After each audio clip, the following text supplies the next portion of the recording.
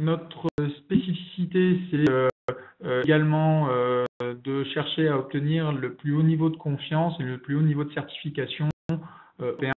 Donc que ce soit au niveau des entités européennes, mais également en France, bien évidemment. Donc, en France, l'entité qui nous certifie, qui nous qualifie, s'appelle l'ANSSI.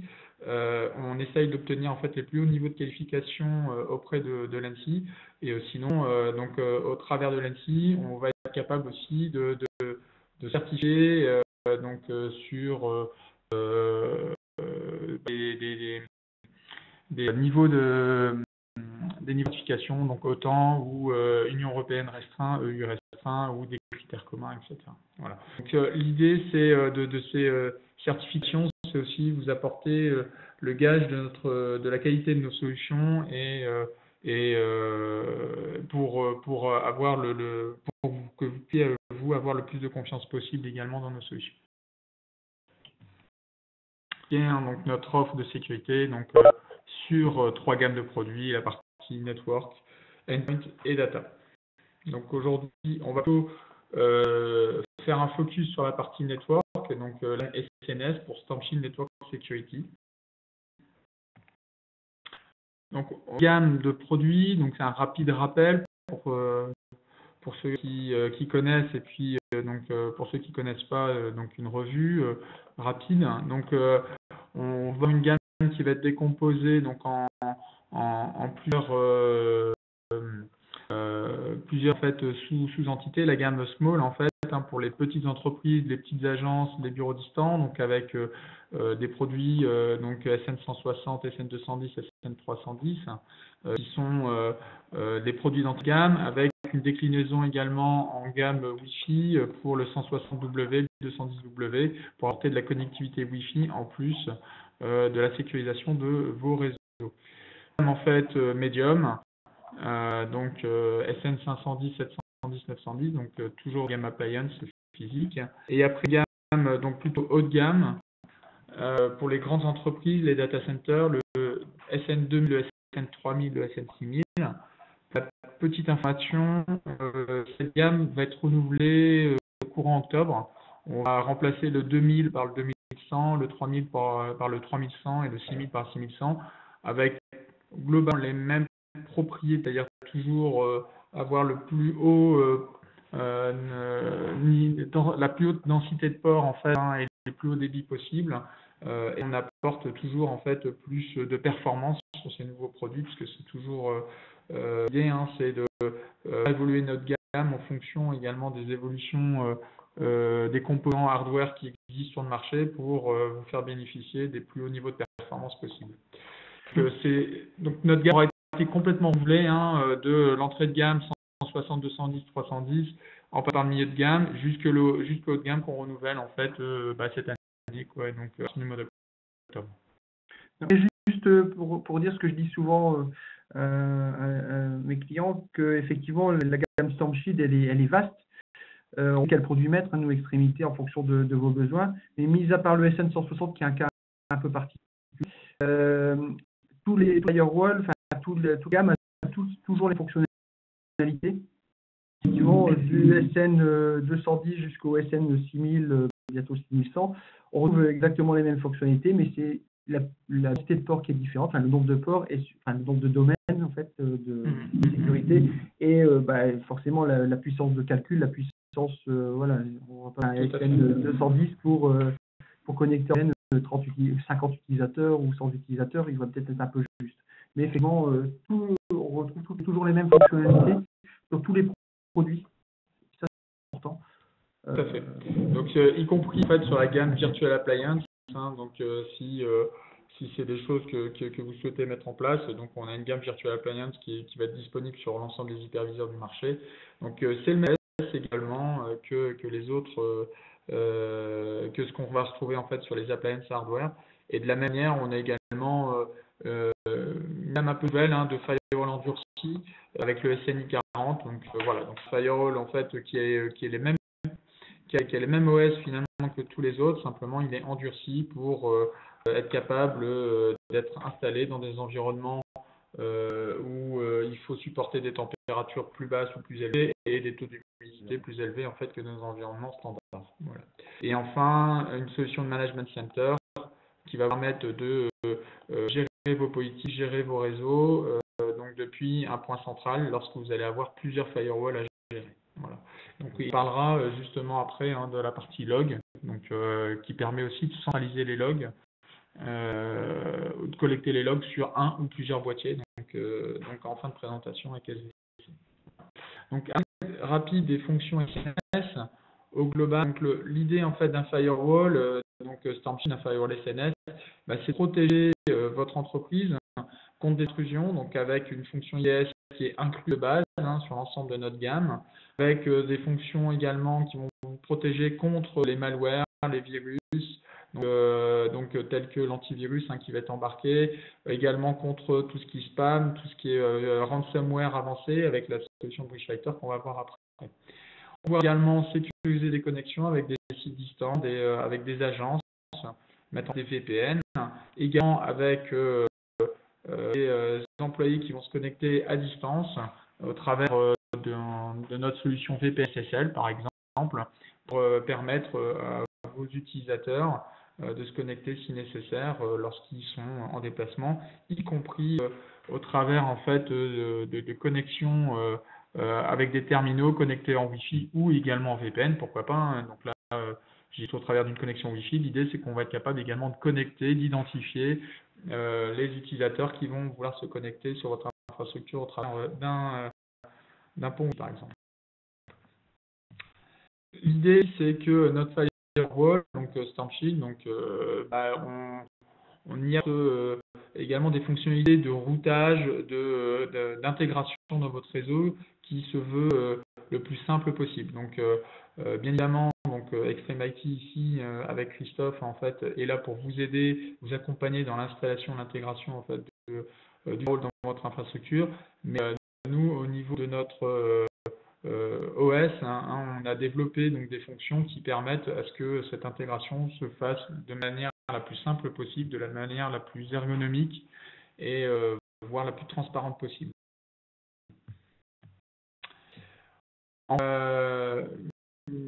Notre fonction aussi, sachez qu'on a la capacité au niveau du firewall de combiner plusieurs liens WAN. Typiquement sur un firewall, on pourrait connecter jusqu'à 64 liens pour répartir la charge.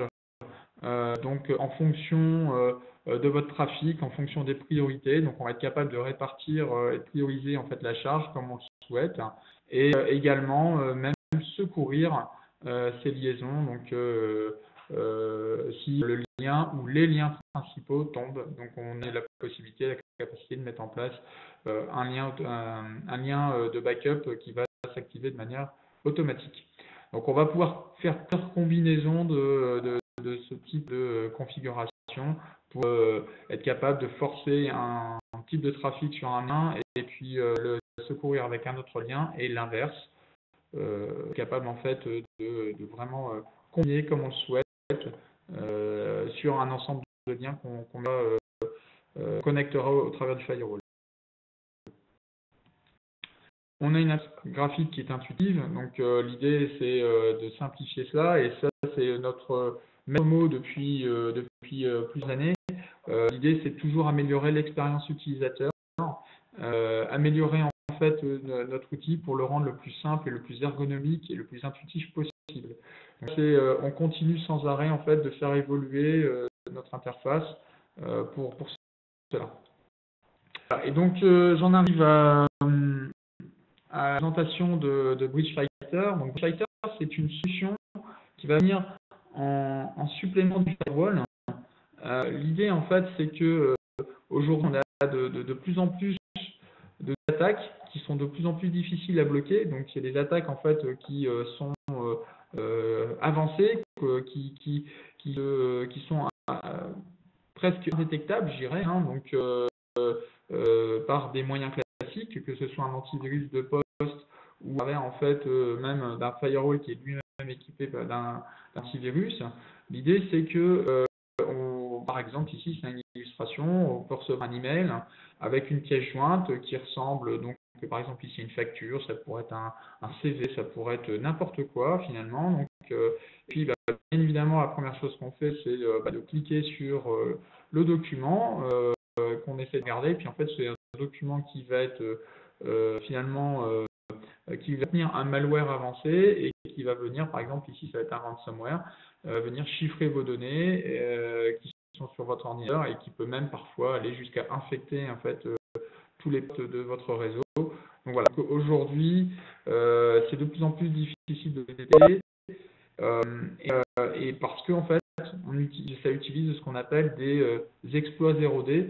Je ne vais pas trop rentrer dans le détail technique, mais le principe c'est que il existe des failles sur les OS, sur les applications, donc sur Windows, sur Adobe Acrobat, sur l'application Word, l'application PowerPoint. Et donc, ces failles, en fait, parfois sont exploitées de manière très rapide par ces nouveaux malwares.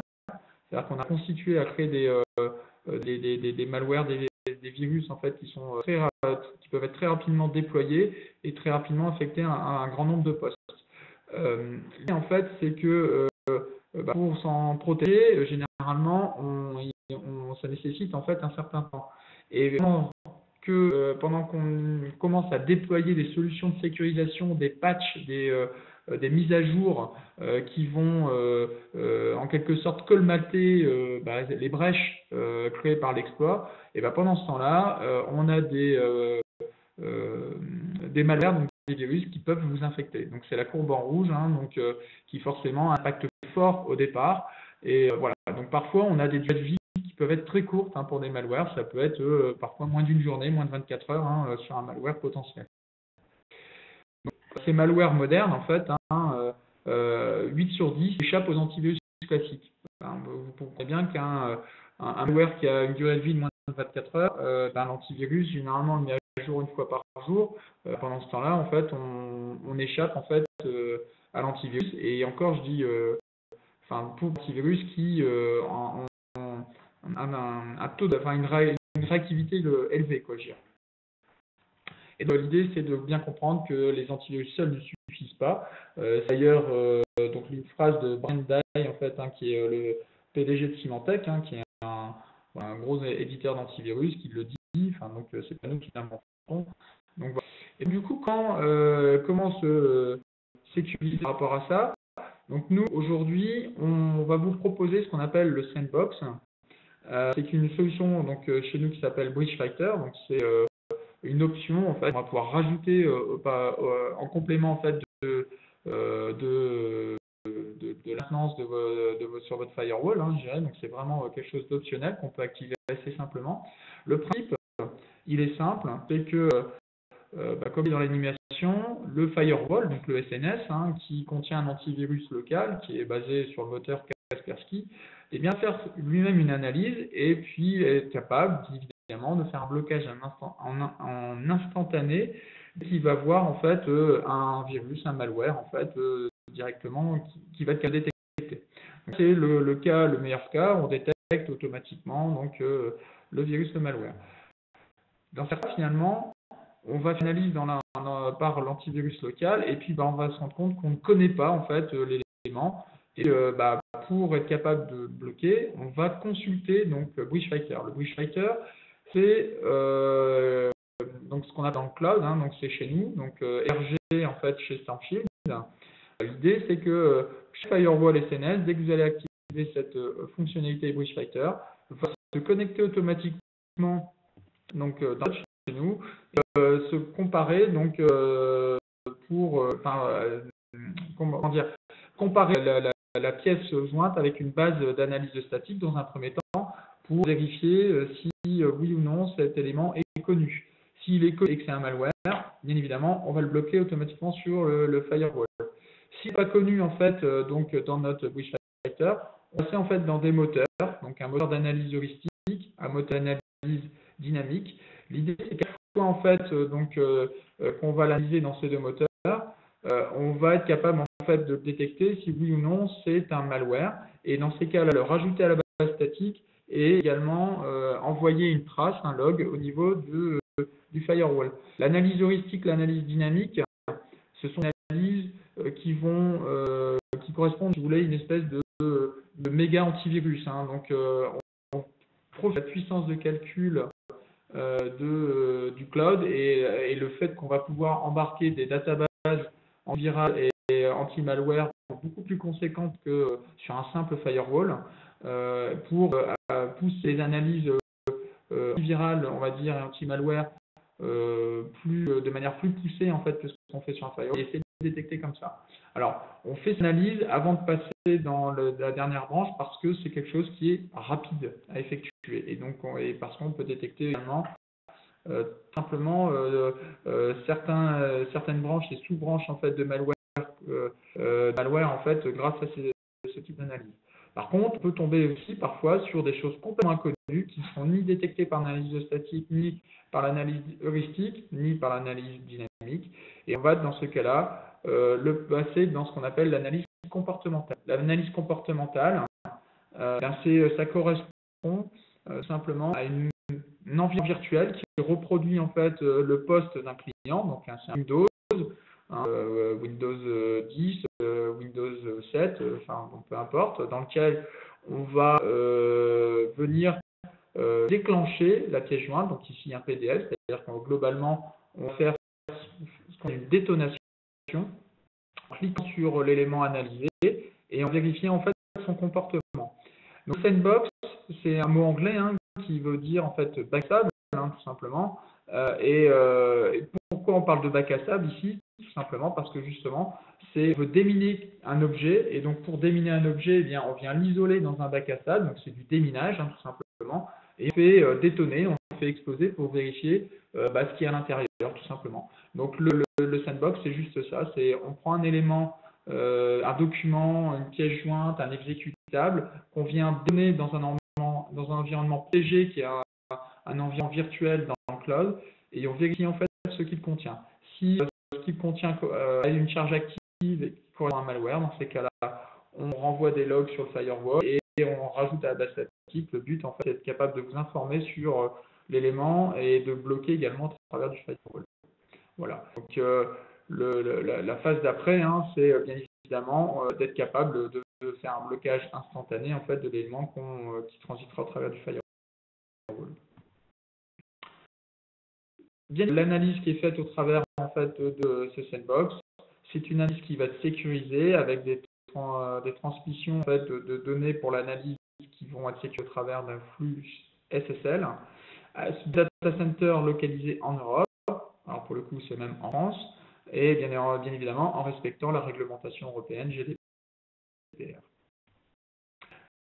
C'est ça, il suffit si vous souhaitez activer cette option, de voir avec Christophe et avec Extreme IT, pour votre partenaire, tout simplement, pour leur demander d'activer cette fonctionnalité au niveau du firewall. Donc, il n'y a aucun besoin d'installer quelque chose de spécifique sur le firewall, de mettre en place une infrastructure supplémentaire. Il suffit de l'activer. Alors, également que c'est quelque chose de vivant, Wishfighter, ce sandbox. On a une équipe donc R&D qui est dédiée à ça, qui va faire des recherches continuelles pour améliorer en fait les process de détection, puisque bien évidemment les malwares, ce qu'ils cherchent à faire, c'est aussi être capable de détecter les environnements sandbox et de ne pas s'activer en fait dans ces environnements-là. Donc le but, nous, c'est aussi de mettre en place en fait les équipes nécessaires pour contrecarrer en fait les comportements donc de ces malwares qui évoluent sans cesse. Alors pour cette solution-là, rien de plus simple. Aujourd'hui en fait, on a mis en place un portail. Donc sur le site https bridgefighter.stormshieldcs pour cloud services.eu. Donc bridgefighter.stormshieldcs.eu. On vous retransmettra en fait, le lien, il n'y a pas de souci. L'idée c'est que vous allez arriver en fait sur un portail web, donc ce portail, et vous allez pouvoir en fait sélectionner un fichier et directement le charger sur le portail.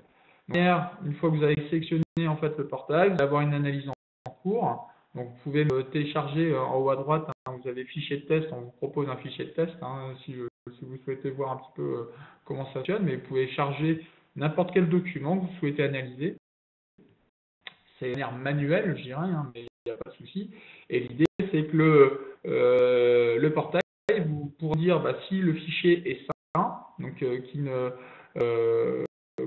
compte aucun malware en fait, hein, et donc si on détecte aucun comportement malveillant tout simplement par rapport à ce fichier, et bien évidemment, si on vous détecte en fait quelque chose de malveillant, on vous donnera une information sur l'élément qu'on a détecté et puis bah, quelles sont finalement les catégories en fait hein, et comment fonctionne un petit peu ce malware qu'on aura détecté. Donc on essaye de vous donner un maximum d'informations par rapport à ce malware. Donc de la même manière, si vous activez l'option Breach Fighter sur un firewall, donc on a mis en place dans les logs des liens donc depuis la version 3.5 hein, de StormShield, donc des liens qui vous permettent d'atterrir directement sur le portail. C'est-à-dire que dans le log en fait que vous aurez également un lien sur lequel vous allez pouvoir cliquer et qui vous ramènera automatiquement sur le portail en fait avec la description du malware qu'on aura détecté. Voilà, tout simplement. Voilà, donc pour Breach Fighter, il ne faudra pas hésiter à nous envoyer vos questions sur le sujet si vous avez. Je vais, je ne sais pas si Christophe, si tu as à rajouter. Non, rien. Oui, donc c'est soumis à licence, hein, tout simplement. Effectivement, la puissance de cet outil, c'est monté dans le cloud quand même. C'est-à-dire que une fois que ça a été détecté par quelqu'un, on sait bien que les trolls sont des attaques massives, hein, qui sont très très courtes. Et souvent, quand une entreprise est attaquée, mais elle est attaquée sur collaborateur, on reçoit le même mail avec le même PDF, peut-être des entêtes un peu différentes, mais c'est assez massif. Et effectivement, une fois que c'est remonté dans le cloud chez StormShield, ça protège tout le monde. Tout le monde en profite en fait.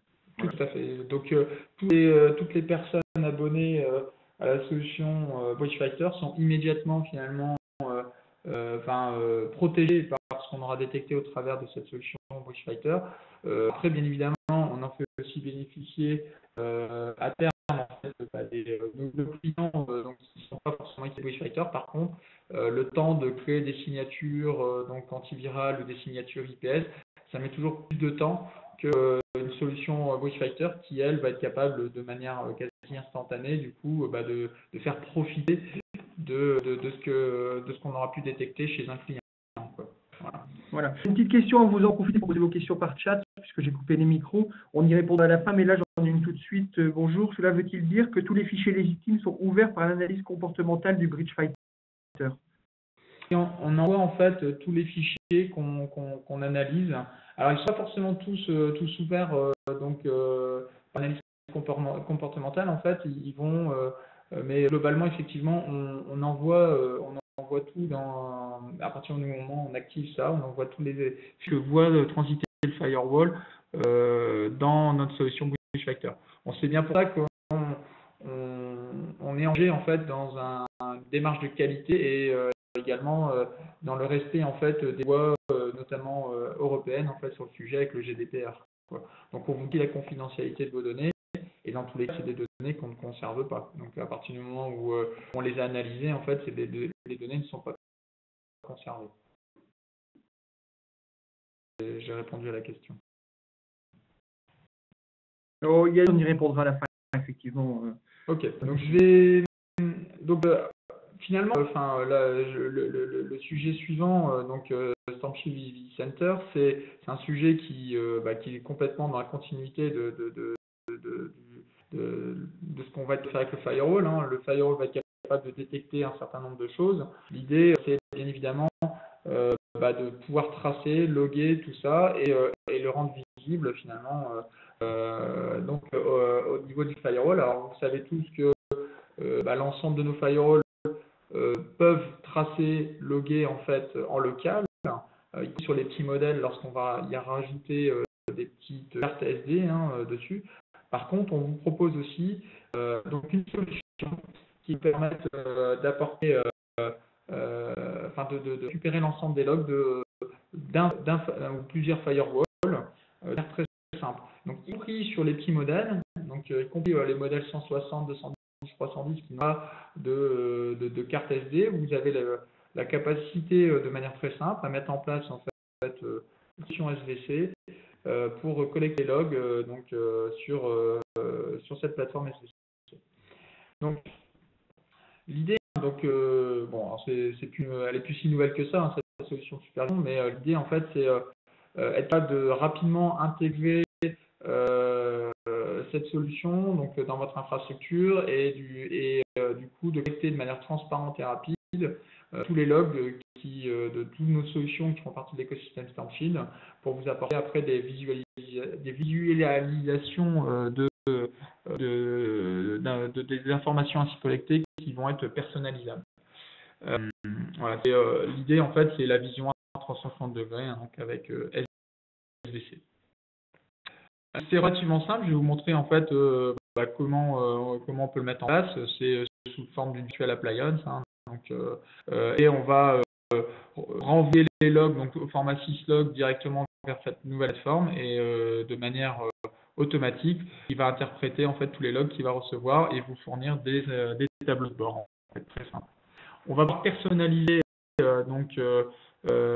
toutes les vues. On va pouvoir en fait mettre en place le dashboard tel qu'on le souhaite, donc les tableaux de bord tels qu'on le souhaite. Donc vraiment c'est quelque chose qui est ouvert et qui peut s'adapter à vos besoins très facilement. En termes de fonctionnalités, donc on a des fonctionnalités qui sont disponibles par défaut sur l'ensemble de notre gamme. Donc on va parler donc à nouveau de la gamme SDS, la gamme donc pour tout ce qui est chiffrement des données, hein, la gamme SES pour la partie endpoint, TNS. On a aussi un dashboard pour le SVC lui-même, donc pour le monitoring de la plateforme SVC elle-même. Et puis aussi on a intégré en fait la possibilité d'avoir des tableaux de bord et d'interpréter les logs de notre partenaire Panda pour la partie sécurisation endpoint. C'est qu'on va collecter donc l'ensemble en fait des logs en temps réel. On va être capable de faire une historisation, de faire de la rotation de logs et de collecter donc tout ça au format syslog, soit en UDP classique, soit en TCP, soit de manière sécurisée, donc TCP TLS. Et alors pour information, il existe aussi un mode de démonstration. C'est-à-dire que si vous voulez dans un premier temps tester, regarder comment ça fonctionne, sans injecter de log dedans, vous avez là la capacité à installer de manière complètement isolée une VM,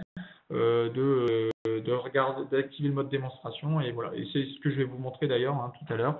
C'est le mode démonstration avec des logs qui sont, on va dire, injectés de manière automatique dedans.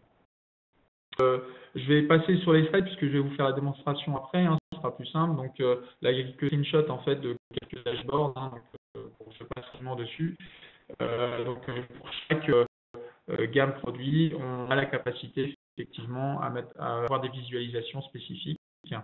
Voilà, donc je passe là-dessus. Je vais vous montrer quelques slides sur l'installation. C'est pour vous montrer en fait que ça fonctionne très simplement. Donc déjà, le téléchargement se passe au travers de notre portail mystormshield.eu. Dès que vous avez enregistré un premier produit Stormshield, vous avez accès au portail et au travers du portail, vous pouvez télécharger Stormshield Visibility Center. C'est sous la forme en fait d'une virtual machine qui est compatible soit sous environnement VMware, soit sous environnement Microsoft Hyper-V. La configuration minimum, c'est 2 virtual CPU, 8 Go de mémoire RAM et 200 Go de stockage. Donc après, en termes de stockage, ce sera plus ou moins élevé suivant la quantité et le volume de log que vous souhaiterez donc y stocker tout simplement. Hein. Et puis après, pareil, hein, on pourra rajouter du CPU ou de la RAM si vous souhaitez que le SVC puisse traiter plus de logs, donc en termes de volume. Donc l'idée très simple, c'est on va intégrer donc la virtual appliance directement sur l'environnement virtuel, donc par exemple VMware. On démarrait. Au démarrage, donc qui vous dit bon voilà, on est en version 1.4 là, voilà, ça va démarrer automatiquement. Au bout de l'initialisation, il va vous proposer en fait d'entrer donc dans un wizard de configuration. Donc je vous conseille bien évidemment de le faire, ne serait-ce que pour spécifier que vous êtes en clavier français et pas US par défaut. Donc ce sera beaucoup plus simple pour notamment que vous allez avoir à configurer le mot de passe. Derrière, on définit une adresse IP, une gateway, enfin les paramètres réseau traditionnels. Donc ça, c'est vraiment quelque chose d'assez basique qui va vous permettre de joindre après via la console web l'interface en fait SVC. Ensuite, on va arriver sur une phase d'installation.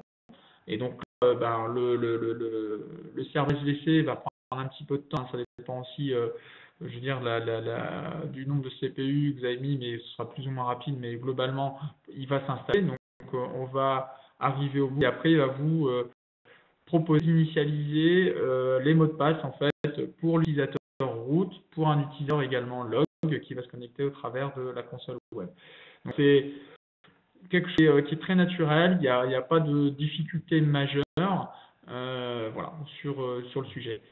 Et une fois que le serveur SVC est installé, on a la possibilité d'aller dans un menu qui s'appelle SVC configurator pour pouvoir en fait ensuite configurer certains éléments en fait de SVC. Donc ça c'est relativement simplement. Du coup, je vais basculer en fait sur un mode démonstration, comme ça je vais pouvoir vous montrer tout ça. Alors, j'ai partagé donc notre écran. Donc là, donc j'arrive en fait sur, vous voyez, j'espère que vous voyez tous bien. Normalement, oui, c'est le cas. Mon lecteur. Donc, je me connecte en fait en HTTPS sur ma console donc SVC. Donc avec l'utilisateur qui s'appelle log et donc je vais lui mettre le mot de passe que j'ai configuré tout simplement, qui va me permettre d'arriver donc sur Interface. Alors, vous avez vu de manière rapide, je pense, vu passer en fait qu'il est indiqué chargement d'une interface Kibana. Alors, à voir que cette console SVC, c'est effectivement l'outil en fait Elasticsearch, donc qui est un outil connu, qui est un outil libre, qui permet en fait de collecter donc logs et les mettre dans une base de données, et avec un outil de visualisation associé à l'outil de visualisation web Kibana, qui permet de mettre en place en fait ces vues, ce dashboard. Donc globalement, cette plateforme SVC s'appuie sur des outils libres, donc Kibana et Elasticsearch. Nous, ce qu'on a développé autour de ça, c'est le fait d'avoir packagé ça sous forme de produit pour vous simplifier cela, et on a mis en place en fait tout ce qui est board, etc. C'est bien pour ça qu'on propose cette solution qui est basée sur des outils libres comme étant une solution inclue pour tout client Stormshield qui a déjà souscrit un contrat de licence sur l'un de nos produits, tout simplement. Donc, on continue. Donc là, je suis en mode démonstration. Donc finalement, sur cette forme SVC, donc il y a un ensemble de logs qui va être pré-enregistré finalement pour l'ensemble de la gamme. Globalement, moi, je vais me centraliser sur la partie SNS. Alors, tout ici peut être édité. C'est-à-dire qu'en fait, ici, vous voyez, je suis sur le dashboard Home. Je peux cliquer assez facilement sur le Edit et puis ensuite aller supprimer des vues que je ne souhaite ne pas voir dans Home, ou éditer par exemple dans la partie Global Menu. Je vais peut-être cliquer ici sur éditer le menu, et puis si je ne veux avoir que la vue SNS, supprimer finalement tous les liens existants vers SDMC, etc. Donc il suffit par exemple, si je veux supprimer ici par exemple Panda, je fais ceci. Ici je veux une application des change, je fais save, je coupe la sauvegarde, je reclique ici maintenant sur mon icône en fait de Home, dashboard Home. Et donc, désormais, vous voyez, mon lien vers le dashboard Panda qui ne m'intéresse pas a été supprimé, par exemple. Voilà. Donc, je vais pouvoir personnaliser assez simplement l'ensemble de mes vues.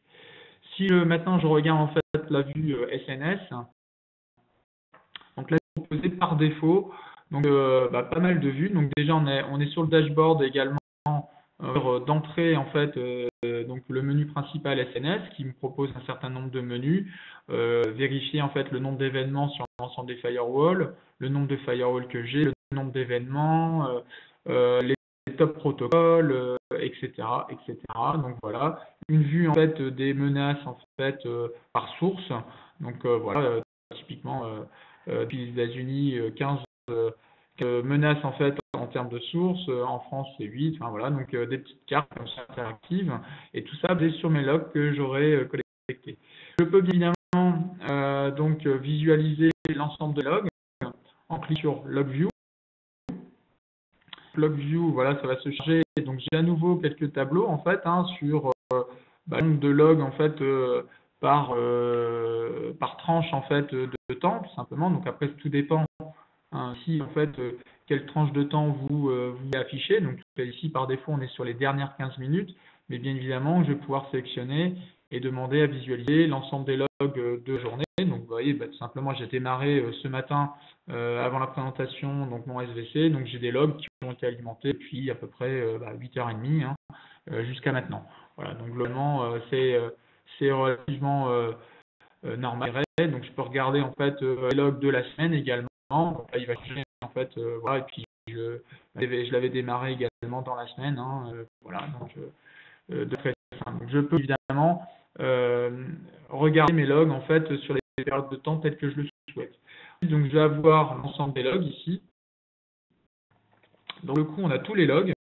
Je vais en fait d'appliquer des filtres. Donc par exemple, si je souhaite visualiser les logs en fait de l'utilisateur Oscar, vous voyez, j'ai des petites loupes. Je peux facilement cliquer en fait sur la petite loupe en disant filtrer sur cette valeur-là, et de manière très simple, voilà, il va m'appliquer en fait le filtre en fait sur, alors c'était sur l'action passe, excusez-moi, l'action Oscar c'était juste à côté. Donc là je fais sur l'action passe, donc il va mettre en fait donc action passe en fait ici en termes de filtre, et puis je vais rajouter, on va faire sur Oscar justement, et voilà. Donc là je vais avoir les logs qui sont autorisés pour l'utilisateur Oscar. Et donc, je vais avoir en fait l'ensemble de ces vues, et donc je vais être capable de voir en fait, effectivement également pour cet utilisateur-là l'ensemble de sa vue. Le filtre, en fait, après, si je change de vue, si par exemple je vais sur WebView, je vais avoir en fait une nouvelle vue, et le filtre en fait aura été reseté. Donc par rapport à ce que j'avais mis en place, mais je peux remettre en place en fait ce filtre-là. Donc pareil, retourner ici et cliquer en fait sur Oscar, et dans ces cas-là, pour cet utilisateur Oscar, je vais avoir également une vue avec donc un dashboard qui va me présenter en fait son trafic web pour cet utilisateur-là. Donc, voilà.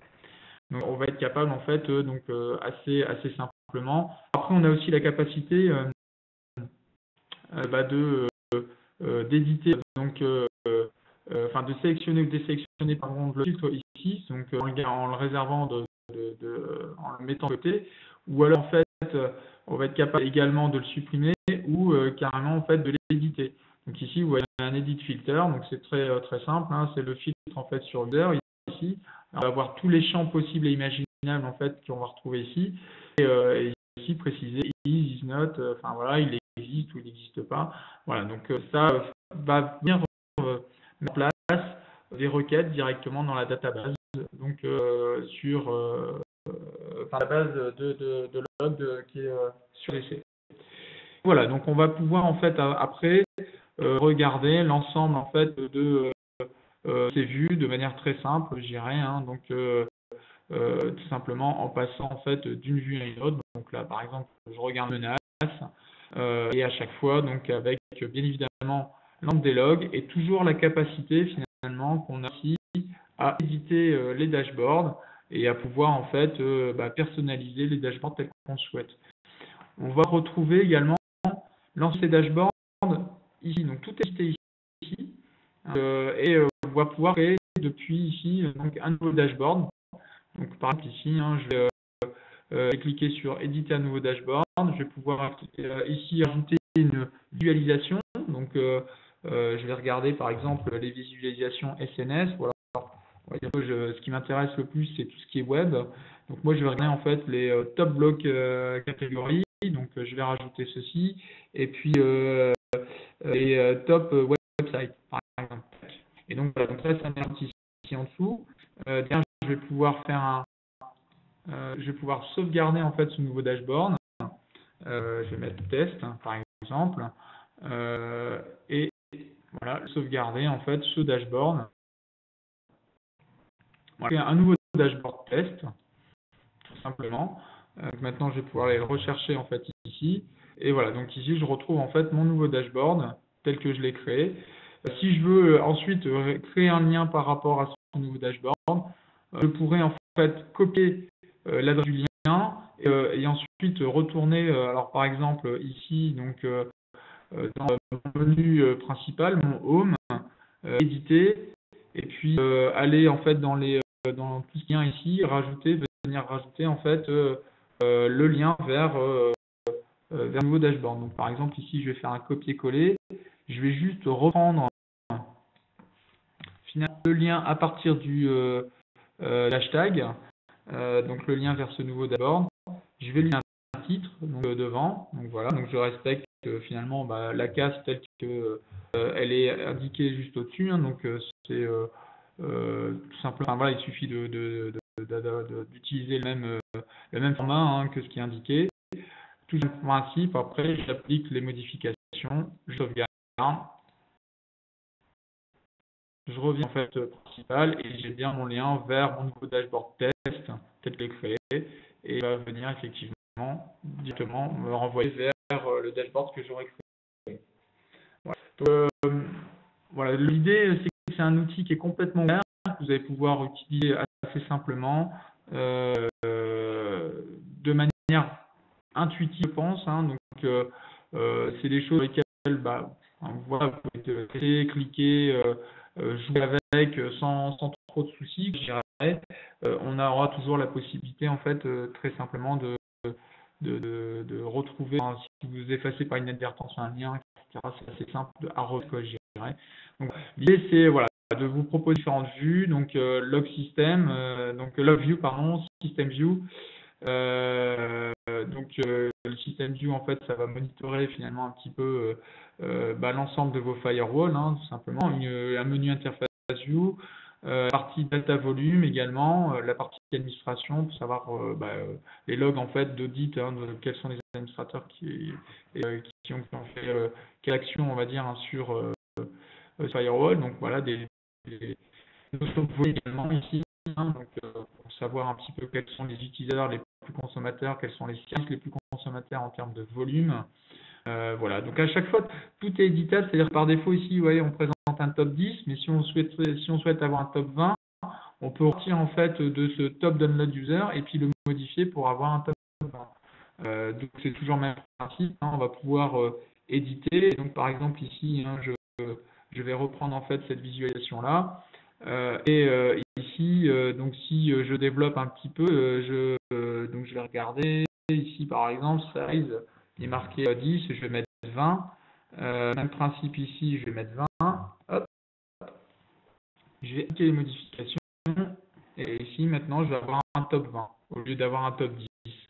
D'ailleurs, pareil, je vais faire un save.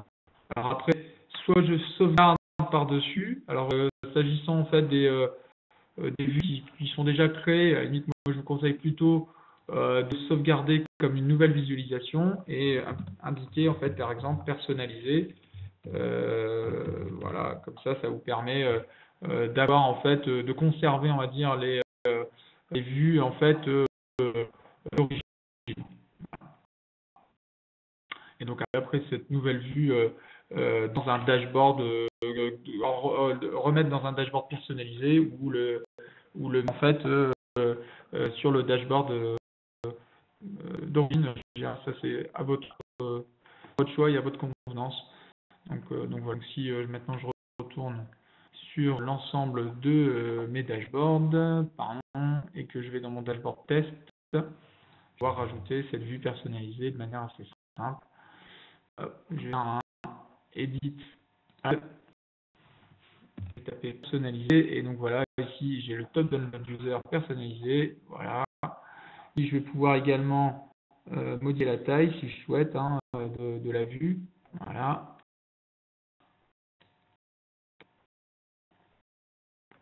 Je regarde, save,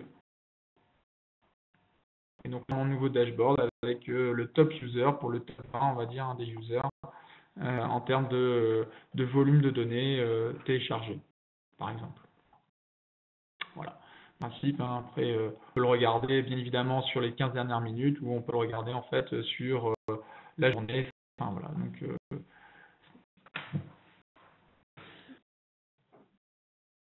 Je complète juste ce que tu dis. Effectivement, tu disais de renommer renommer l'origine pour les personnaliser. C'est d'ailleurs une règle de bonne pratique, parce que sinon, effectivement, en cas d'ajout du produit, si on choisit une mise à jour, si on a modifié les vues d'origine sans les renommer, elles peuvent être écrasées, donc vous perdez vos modifications.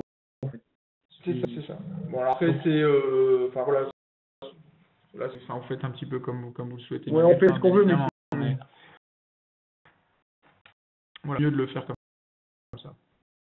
J'en ai fini pour SVC. Donc, je ne vous ai pas montré côté SNS, mais il n'y a rien d'autre à configurer que la partie syslog. Il suffit d'aller dans la partie syslog, de donner l'adresse IP en fait du serveur SVC, et on les renvoie simplement comme ça.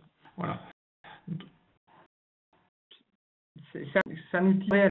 C'est-à-dire qu'effectivement, le firewall envoie en continu ses logs sur la plateforme, qui est intégré tout de suite dans la base de données, et donc vous avez vraiment la vue en temps réel et la collecte en temps réel. Si on vous dit tiens, il y a attaque la RAM, vous pouvez voir tout de suite sans aller voir dans les outils d'administration du firewall. On peut voir bien sûr des logs, on les retrouve au niveau du firewall, mais ils sont un peu plus compliqués à trouver. Alors tout de suite, qui consomme pratiquement à un instant T, quoi, en fait. Et quoi donc, et conclu, peut-être pas suffisamment dit, mais SVC, c'est aussi un outil qui va vous permettre d'archiver. C'est-à-dire qu'en fait, tous les logs vont être mis en database, et au bout d'un certain temps qui est configurable. Donc en général, on met un mois maximum. Mais bon, après, c'est configurable. C'est-à-dire que vous pouvez mettre une semaine, 2 semaines, 1 mois, 2 mois, 3 mois de logs en base de données. Mais derrière, on va pouvoir aussi configurer combien de logs vous souhaitez conserver en archive. C'est-à-dire que tous les logs ensuite sont extraits de la database et sont archivés dans une archive spécifique sur le serveur SVC. Et si vous souhaitez, on a aussi la capacité depuis SVC de renvoyer encore les logs vers une autre plateforme qui va les stocker également pour un archivage. Donc on peut renvoyer au format syslog tous les logs pour archivage sur une plateforme tierce. Voilà, c'est aussi possible. J'ai fini cette présentation. Donc Christophe, je ne sais pas si tu as des questions. Oui, alors je vous laisse. Enfin, moi, vous voulez prendre la parole, dans ce cas-là, vous mettez dans le chat, mais sinon, vous pouvez le mettre dans le chat, votre question directement. J'en ai une qui date de tout à l'heure, mais c'est valable aussi pour celui-là. La question, comment la protection peut lire des fichiers présents dans un flux HTTPS, donc chiffré. Effectivement, ça, c'est la technologie, vous avez raison, le flux est chiffré, donc il faut déchiffrer. Donc, le Stormshield permet de déchiffrer le flux HTTPS par la technique de Man on the Middle. Bon, c'est un peu technique. En gros, il se met au milieu, il est au milieu de la communication entre le PC ou la machine qui interroge le flux HTTPS et le serveur HTTPS, et on voit un vrai certificat, mais fait par le Stormshield. Et voilà, donc ça permet de déchiffrer le flux en temps réel. Ça demande un peu de puissance de calcul, mais ça se fait bien, et on peut déchiffrer comme ça tout le flux HTTPS. C'est-à-dire qu'on ne va pas volontairement tout déchiffrer le flux HTTPS, les flux bancaires, les choses comme ça, on peut les exclure du déchiffrement si ça n'a pas d'utilité. On peut déchiffrer tout le flux HTTPS et faire des traitements dessus, remonter des logs et analyser avec Bridge Fighter, bien évidemment. Voilà. Tout à fait. Donc voilà, et par défaut, le firewall ne le fait pas. Donc c'est bien un élément à configurer, à mettre en place en fait. Hein, Oui, à configurer, voilà. bien sûr. Donc, Et effectivement, il faut aussi l'indiquer d'une manière, enfin aux utilisateurs que le flux HTTPS est décrypté. Enfin, il y a toute une partie sur des données de la vie privée qui se fait là-dessus aussi.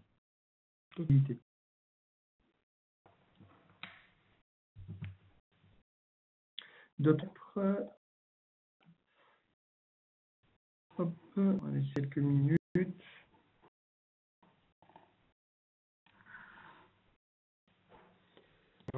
je vais montrer très rapidement Oui. où ça se télécharge hein, sur MyStormShield. Hein. Donc, lorsque vous connectez en fait à votre portail MyStormShield, hein, donc pour charger SVC, vous allez dans la partie téléchargement tout simplement, et ici vous avez StormShield Visibility Center. Vous avez donc la partie installation et vous voyez, vous pouvez télécharger l'OVA ou le fichier VD en fait, hein, donc, pour observer. Voilà. Et ça fait à peu près voilà, un peu moins de 600 mégaoctets donc à télécharger. Voilà. Vous avez la documentation également en français, la release note en français. Alors à noter en fait que l'outil, malgré tout, hein, vous avez peut-être rendu compte, c'est en anglais. Hein, donc par défaut, on l'a pas retranscrit en français, donc, parce que tout simplement, et encore, comme je vous ai expliqué tout à l'heure, c'est basé sur des outils qui sont développés en anglais, quoi, je dirais. Et donc on a conservé ça. Bon, malgré tout, en fait, voilà, on est sur quelque chose d'assez simple, donc assez intuitif, et la documentation également là, en fait, pour vous aider si nécessaire. Voilà, donc évidemment d'avoir les packages d'update, hein, si vous voulez juste updater donc une plateforme en cours. Donc voilà, c'est quelque chose qu'aujourd'hui on est en version 1.4, qu'on fait évoluer donc au fur et à mesure des évolutions aussi côté Elasticsearch et Kibana. Bon voilà, il n'y aura pas de grosses évolutions fonctionnelles dans les à venir quoi, globalement quoi. Enfin ça c'est quelque chose voilà, on va juste assurer la compatibilité avec nos logs et vous laisser toujours cette possibilité de pouvoir simplement mettre en place des dashboards et également exporter des informations si nécessaire en fait depuis SVC quoi. Voilà. Tout à fait. Je complète juste la traduction, effectivement, c'est en anglais, mais pour l'avoir mis chez quelques clients qui n'avaient pas une bonne maîtrise de l'anglais, en fait, ils passaient en traduction automatique de la page et ça marche plutôt bien. J'étais un peu étonné, mais ça marche plutôt bien. D'accord. Okay. On arrivera un peu en français. En tout cas, c'est lisible. Ouais, dans tous les cas, encore une fois, hein, tout est éditable. C'est-à-dire que si vous voulez refaire en fait un menu où il ne serait pas marqué main menu, mais en fait il serait marqué donc en français menu principal, vous pouvez éditer et puis voilà, vous modifiez en fait hein, tous les noms, etc. Donc c'est tout à fait envisageable, je dirais. Hein. Donc c'est ici voilà, vous faites un save et puis vous renommez en fait un menu principal. Enfin, voilà. Après, bien évidemment, tout ce qui est les menus contextuels liés au produit lui-même, en fait, hein, bon, là par contre, ça restera en anglais. Voilà. On va y répondre assez vite. Pour compléter tout à l'heure sur le flux HTTPS, on me pose la question, donc il faut configurer du flux HTTPS et transmettre le certificat au client par GPO ou manuel. Oui. Oui. Bon. Tout à fait. Puisque effectivement, comme ça, le certificat, si un certificat auto-signé par le StormShield, par exemple, il va pouvoir être vu comme valide auprès des clients. D'accord. Ou mieux un certificat signé autorité de certification de confiance. Quels protocoles qui peuvent être déchiffrés? FT pour l'interrogation, HTTP et SSH. HTTP, HTTPS. Le FTPS aussi, hein, si mes souvenirs sont bons. Oui, donc tout ce qui est HTTP, SMTP, FTP, le POP, par contre pas le SSH, non. Il n'y a pas de déchiffrement, c'est pas du SSL hein, le SSH, hein, donc c'est du frais effectivement, mais c'est pas en SSL. Donc c'est des flux SSL quoi, hein, qu'on peut déchiffrer. BridgeFighter est une application installée sur les clients ou un point d'interrogation. Non, c'est que dans le cloud et c'est juste en fait le firewall qui lui-même renvoie des informations en fait dans le cloud. Donc BridgeFighter en fait n'installe rien du tout en fait sur vos postes clients, sur vos machines clientes. Voilà. Il y a en fait, si vous le souhaitez, depuis un poste client, la possibilité d'accéder au portail pour mettre en fait manuellement vos fichiers en fait sur le portail. Voilà. C'est la vertu d'une action de blocage par le BridgeFighter. L'utilisateur n'est pas averti. Oui. C'est l'administrateur en fait du firewall qui sera averti dans les logs. Voilà. Et est-ce de sécuriser le contenu du piège jointe en mail si on analyse le flux SMTP, bien évidemment. Oui. Voilà. Alors encore une fois, c'est une protection qui est complémentaire aux protections que vous mettez en place sur les postes de travail. Ça ne fait pas en fait de devoir toujours, bien évidemment, mettre en place des protections à base d'antivirus, notamment et d'anti-malware avancé sur vos postes de travail. C'est complémentaire. C'est pas, ça vient pas en remplacement des protections qu'on met en fait sur les postes de travail ou qu'on mettrait sur la messagerie elle-même. Hein. Donc de la même manière qu'on embarque également un moteur anti-spam sur le firewall, c'est complémentaire. Voilà. Une fois pour protéger vos machines, vos réseaux, il n'y a pas une solution, il y en a plusieurs. Question de matériel requis, nous disposons de SN300, est-ce que c'est SVC compatible? Oui, bien évidemment. Compatible avec toute la gamme Storm Shield de Network Security. C'est un problème. Et max de conservation des données, elle est configurable. Tous les feux sont visibles sur LSC, point d'interrogation, bien évidemment. Hein.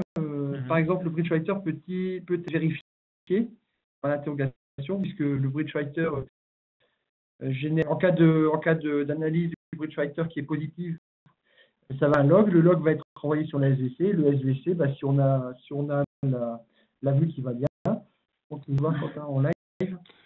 Je ne sais pas si on a fait menace en fait, hein, donc je ne sais plus si on voit ça dans la partie BridgeFighter. C'est dans les menaces, hein, donc globalement en fait, par contre. Peut-être pas dans ta démo. Ouais, je ne sais pas s'il y a tout ce qui est virus, etc. Ça, on est d'accord. Par contre, ce qui provient de BridgeFighter, je ne sais pas si. Si, voilà. Top malware detected by sandboxing. Voilà, c'est ici, pardon. Je cherchais. Donc voilà, donc vous avez en fait effectivement donc la possibilité d'avoir les logs par rapport à ça et filtrer sur une heure et derrière en fait du coup vous savez qui très simplement a été affecté par ce malware en question. Voilà. Deux questions. Comment différencier le trafic entre le pare-feu A et le B? Répondre dans la console puisqu'on le voit en fait. Ah oui, tout simplement en filtrant dessus. Hein, donc si on a de firewall, hein, il suffit par exemple là j'ai Milan, j'ai Lyon, j'ai Lille. Je filtre en fait sur Lille et ça va me permettre en fait en fait quand le firewall renvoie ses logs, il donne en fait dans les logs, il donne en fait la source en fait, son nom quoi. Hein, voilà. Le numéro de série. Donc, voilà et que du coup voilà ici typiquement je peux donc filtrer sur le firewall de Lille. Si je ne souhaite désactiver l'autre filtre, c'est toujours le même principe. Hein.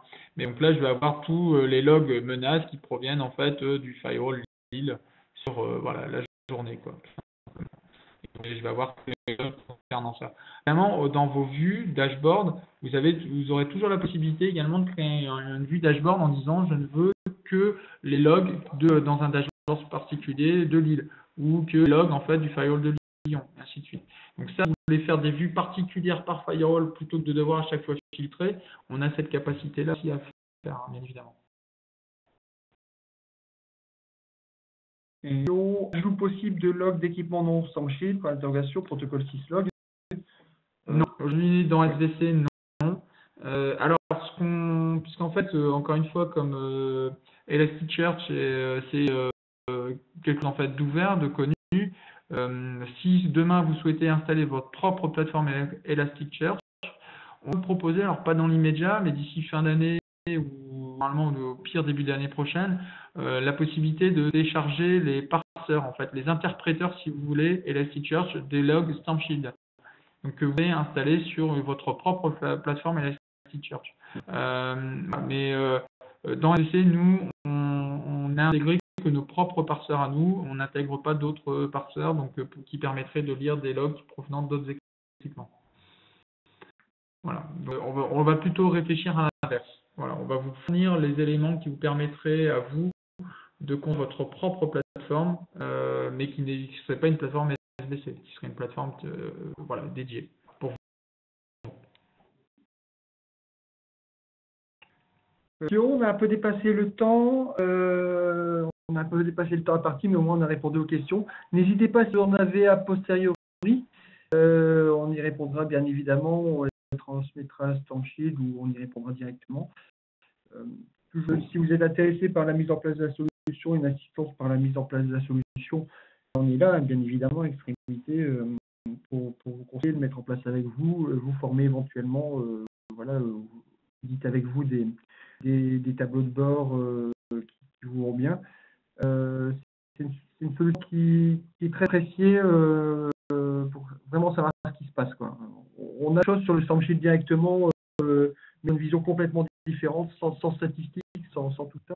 Et effectivement, ça permet d'aller chercher, il y a un problème, on va pouvoir, avec les filtres, en redescendant, chercher ce qui se passe. C'est vraiment une outil très apprécié. Voilà. Il reste à vous souhaiter une bonne journée, bonne fin de journée. On est ici dans 3 quarts d'heure. Et puis, n'hésitez pas à nous contacter. On a la présentation, effectivement, le webinaire disponible quelque part. Oui, on l'a enregistré en partie. On mettra à disposition, bien évidemment, sur notre site web. Voilà. Quentin, je Oui, merci à vous. Merci pour votre écoute active. Voilà. Et puis, au revoir.